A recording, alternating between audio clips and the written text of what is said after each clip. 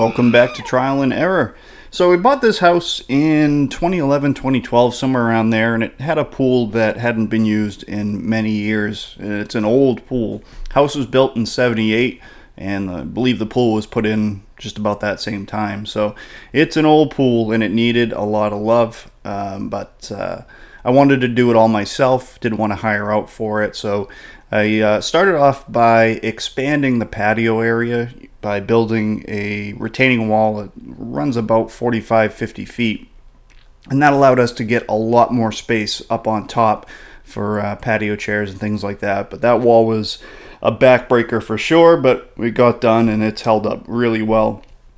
So the next thing was to go in and get the patio decking situation situated. So I had an old concrete cracked up deck that was just a mess, and I decided since it was still, had all settled and it was solid, that I would just do patio pavers directly over the existing deck and then expand it out to reach the new areas and kind of make it all as one. And that had the added benefit of raising the level a little bit, which was good for the diving board area, which I decided to dress that up by kind of making a platform out of it and putting in two fountains that really look nice and help to kind of modernize the pool itself. What I did not do during that process was address the pump and filter setup. I never expected to get this many years out of what was there. It was very old, and I've reached the end of its useful life as the pool is just not filtering well. So I jumped on Amazon and eBay and searched around to see what I could get for equipment. I knew I wanted to go up from my 1 horse to a 1.5 horse to help feed more water pressure to those fountains that I put in. And I knew I did not want a sand filter. I've had a sand filter. I really didn't like it. It's just super inefficient. I mean, they're easy, which is great, but they're incredibly inefficient from a power standpoint. You have to run it twice as long to get the same filtering that you would out of a DE or a cartridge filter. So I decided this time to give cartridge a shot. So walk you through here the pump change replacement, and because of my system with the fountains, I have some valving that needs to be made as well to make that all work so I can control and balance the water flows. But it all went together really nice, and I think I'm in it for about $700 with fittings for a complete equipment replacement. So which I don't think is too bad. So I'll link it in the description, all of the equipment that I used. As usual, I picked the cheapest options, but I bought quality where I need to buy the quality. So the pump is a no-name, but the filter is a Hayward, well-known, easy to get filters down the road, replacement cartridges and stuff like that. But the pump I was really impressed with for the money. It's an awesome pump for that price. So the pump is a Harris ProForce 1.5 horsepower. Again, I'll link in the description the actual model number, but it gives you a 2-inch union connections. It comes with the fittings, which is really nice, both for a 1.5 and for a 2-inch connection. And I want to say it's something like 90 gallons a minute. It moves some serious water, and it's nice and quiet. It runs on 115 or 230 or 240. At the flip of a switch, you select between the two, and I will show you how we did that. Right now I'm running it on 120, and that's because I have it set up with home automation. Now I do have my home automation relay all wired up and ready for 240. I just haven't made that switch yet, and I don't know that I'm going to. Supposedly it's more efficient, but if you actually sit there and do the math on the wattage draw, it really doesn't make much of a difference going between the two. So I'm going to leave it at 120 or 115 for right now. And it seems to be working just fine. So I'm using a 10 gauge little snake here to get power to it.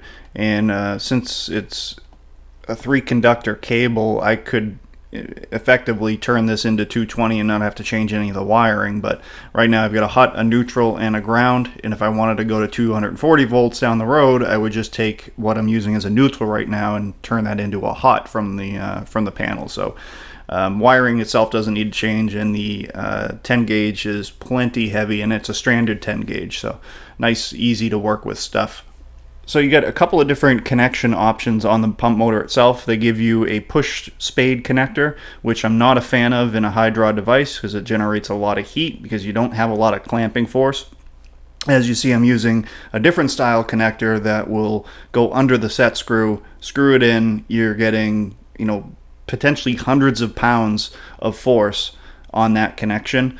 And I just feel much better about that than I do any spade connectors. And since it's stranded wire, you can't wrap the screw and tighten that down, because it's just, as you tighten it down, it's going to want to push the strands out. So little connector like this is the safest and smartest way to get it connected.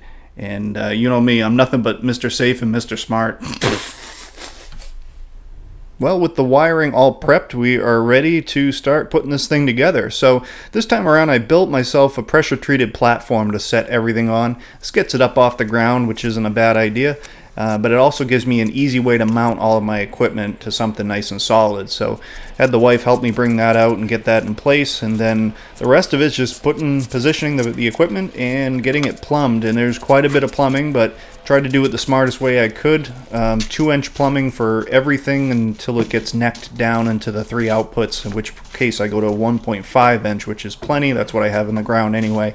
Yeah, flow looks really pretty smooth, and I was able to position my valves in a place that I can easily get to them once I have it back under the enclosure that I have built that covers all the pool equipment. I've got a door on the front of that enclosure, and this way I can get to the little skimmer on the pump. I can get to the valving. I can see the pressure gauge all at a glance and adjust the chlorine level on the chlorinator. So I think this is about as good as it gets in a little tight space. So I really plumbed it in with an eye towards keeping it as compact and tight as possible. And that helps for plumbing. Less bends, less pipe you're going through, the less hydrostatic pressure it has to overcome. But it also saves me a lot of space, so I can use this little area for storage now more than I used to be able to, especially with the big sand filter. So put together a little video montage here, fast forwarding as best I could so that I'm not wasting your time, but you can kind of see how it all comes together. So enjoy.